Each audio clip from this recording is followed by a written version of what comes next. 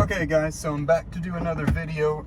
I know everyone seems to like this car for some reason, so we're in the 2005 Mercedes C230 with the 6-speed manual, so I figure we go out for a little kind of putt around town, I guess. So this time I figured I'd do like a driving kind of impressions review, so let's just get right into it. The C230, of course, in 2005 still had the 1.8 liter supercharged 4-cylinder. I think it's got like 197 horsepower and like maybe 200 foot-pounds of torque. It's not that much, but of course, being an older car, it's a little bit lighter, so it's adequate. It's not fast. Throttle response, it's all right. Has a bit of a, to me, it almost feels like a turbocharger lag to it, which kind of is quite interesting, but it's not too bad.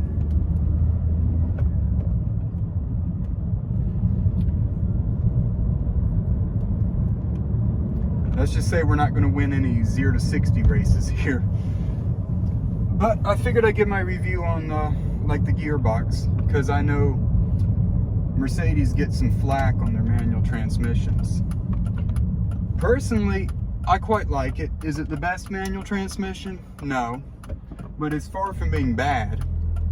It has nice short throws. There's a direct feel to it, so you always know what gear you're going in for. Some of the negatives of it, it's a little notchier than I would prefer, because sometimes there's more resistance to it than I would like. Once it warms up, it's a little bit better. It's kind of a bear when it's cold. Second gear wants to, I don't want to use the word grind, but it has a bit of a crunch feeling, which I don't like. The gearbox fluid's been changed several times, so it's not from dirty fluid or anything. I don't think it's a synchro issue, because it'll still do it even if you double clutch. But it's really not that bad. The biggest thing I dislike on it is Mercedes has decided to give this thing super short first gear. I mean, it's got to have the shortest first gear that I've ever experienced in a car. My Miata has a longer first gear, so it kind of makes getting speed going a little bit tricky, because I like to shift about 25 to 3,000 RPM, and if I do that with this car, really barely have any like forward momentum going, so it's not the most ideal thing that there's ever been. So sometimes I'll just start in second gear, because second gear feels like first in most cars. That's not a habit I normally do, but in this car I do. But yeah, that's about the only downfalls to the manual transmission. I'd still take it over the automatic. The pedals are spaced all right. You can heel toe, but it requires a little bit of you have to kind of contort your foot more at an angle than I prefer. It makes it tricky. It depends on what kind of shoes I got on. So that would be one thing. I'd like the brake and gas pedal to be a little closer together, but it's not that big of a deal. And well, the clutch, we'll talk about the clutch. It has a very low bite point, so literally maybe 2-3 inches off the floor it starts engaging, and it has pretty short travel, so that adds to a little bit tricky to get used to. The only other car I've ever experienced that low of a bite point on the clutch is a Nissan 370Z. I don't have much experience with them, so I don't know if that was just that car I drove had the lower bite point, or if it was how they are. I have driven another one of these, and its clutch felt the same, and I've driven an SLK, I think it was SLK 350 with the 6-speed, and it was the same way. Of course, V6 has a little bit more torque, so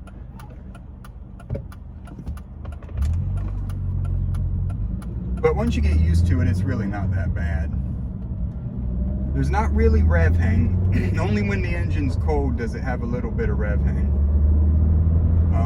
Other than that, there's really not that much to complain about with the manual transmission. It's pretty smooth. It's not difficult to drive.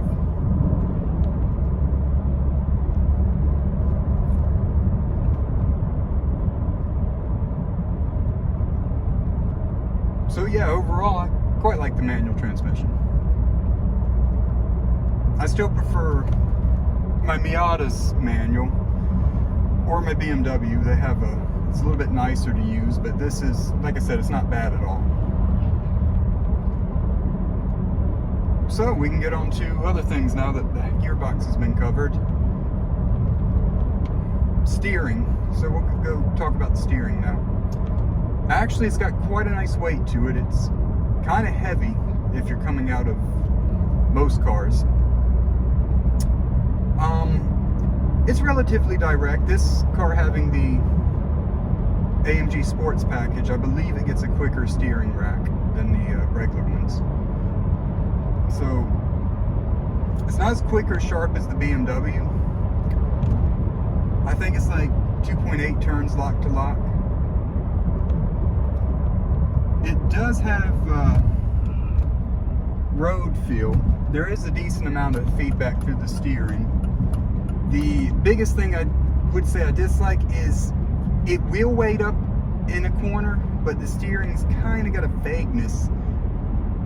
And I mean, it doesn't bother me, you get used to it, but it's a little vague on the dead center spot. There's some vagueness, but once you load it up a little bit, it's actually quite sharp and direct. Of course, this still has hydraulic steering, not electric, so.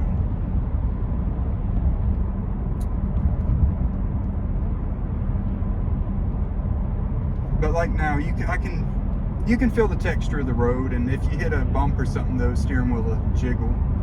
So it does give me information, but it's not. It's more of a whispering type of information. It's not screaming to me. But I think that's acceptable for what this is. This is a sports sedan. It's made to be comfortable and sporty. So, I mean, I think it does well at that.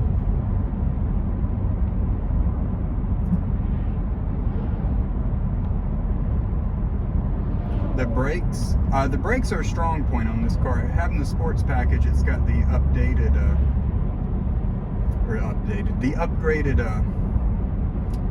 bigger calibers, and I believe they're Brembo brakes, so they're really strong. The pedal's got a nice sharp bite point, but it's easy to modulate, so that really helps.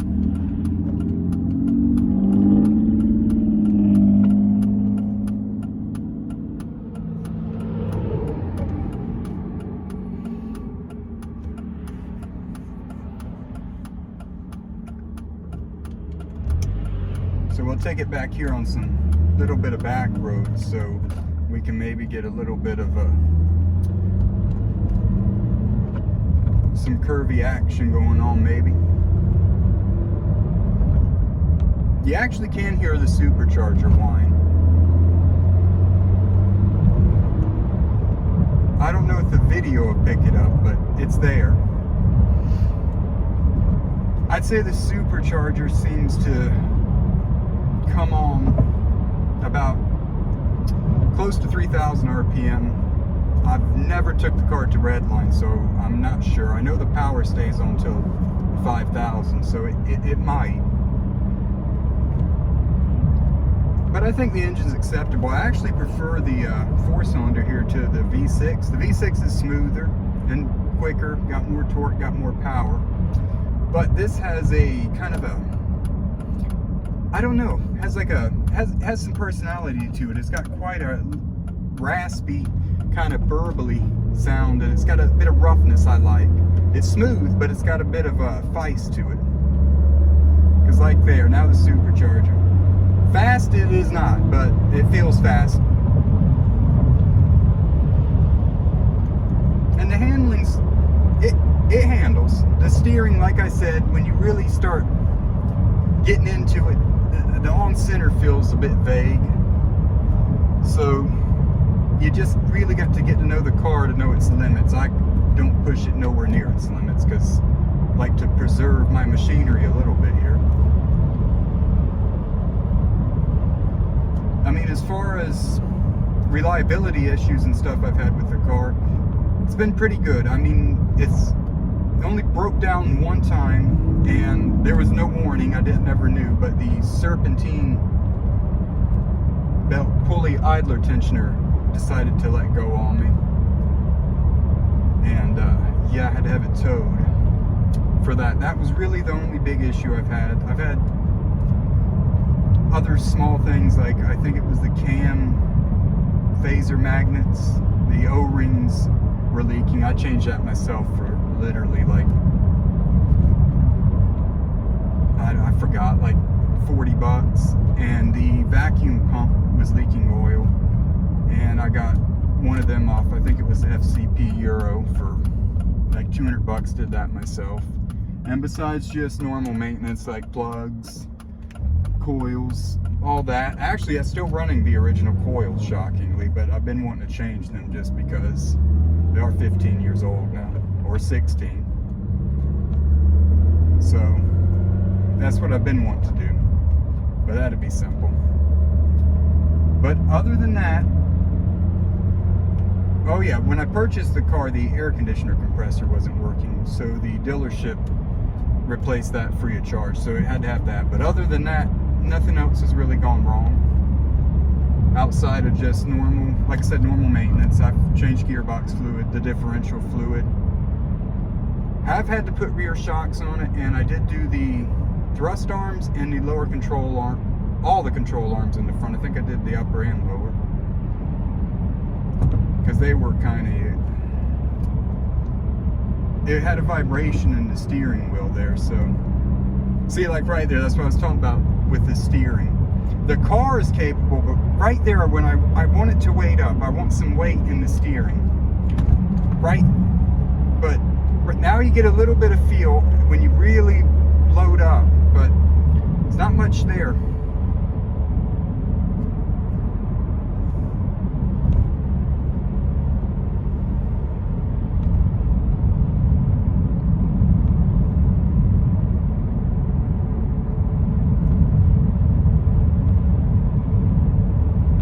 And if you are looking at purchasing one of these cars, well, they're extremely hard to find in the US here with a manual transmission. The W203 chassis, I really recommend getting a 05 and up, which this is, because they kind of got the rust issue the earlier ones had under control, and the paint's of a better quality, and they kind of ironed out some of the bugs. So I'd recommend a later, I guess it'd be the facelifted model. And I mean, if you found one without the sports package, I've never driven one personally, so I can't speak, but I would think it might be a bit too soft, because normally Mercedes are a bit soft for me. This one, with the AMG sports package, kind of rides relatively firm, more so than I was expecting. And like I said, just be aware that if you get this 1.8, it's a feisty little engine, but there's not much there. This is one of these cars that feels faster than it actually is. Because you got these, well, because basically the W203 was kind of developed in the mid to late 90s. I know the first model year, I think, was 2000. So you still got this 90s car visibility with the big side windows and stuff. So I got great visibility all around, which makes a huge difference. So it adds to the sense of speed, so you kind of feel like the car is going way faster than it actually is. See, here's a little bit of heel toe. See, my foot just slipped between the pedals. So if you had bigger feet than I do, you probably wouldn't have no issue with it. I mean, it's not really hard to do, but I have a different pair of shoes than I normally